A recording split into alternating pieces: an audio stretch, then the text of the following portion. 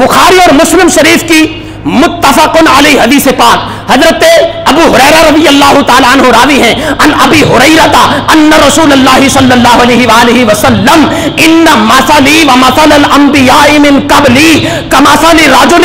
بنی بیتا فاحسنہ واجملہ الا موضع لبنہ من زاویۃ فجعل الناس یطوفون به ویعجبون له ویقولون هل وضعت هذه اللبنہ قال فانا اللبنۃ وانا خاتم النبیین۔ حضور علیہ السلام کی ختم نبوت پہ بخاری اور مسلم شریف سے لے کر پڑھ رہا ہوں۔ حضور علیہ السلام نے ارشاد فرمایا، حضرت ابو ہریرہ رضی اللہ تعالیٰ عنہ راوی نے فرمانے میں کائنات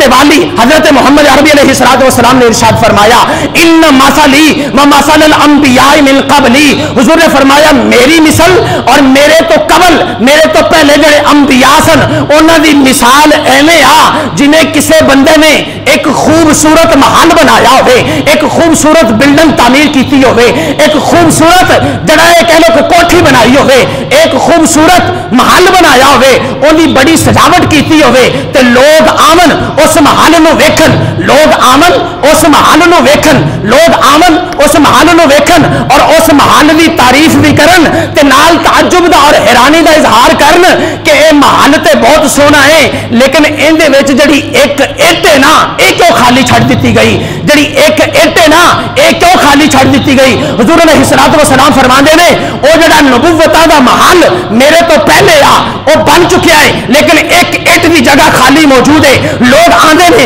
اس محل نو ویندے نے اور حیرانی دا اظہار کردے نے، تعجب دا اظہار کردے نے بھی یار محل تے بہت سونا ہے لیکن آ ایک اٹ وچ کیوں خالی چھڈ دیتی گئی۔ حضور فرماندے نے فانا اللبنہ، میں او اٹ ہاں، فانا اللبنہ، میں محمد او محل دی آخری اٹ ہاں، میں محمد او محل او ختم نبوت دا جڑا محل ہے نا فانا اللبنہ، میں ان دی آخری اٹ ہاں اور حضور فرماندے نے وانا خاتم النبیین، اور میں خاتم النبیین ہاں، میرے بعد کوئی نبی نہیں آ سکتا۔ تاجدار ختم نبوت زندہ،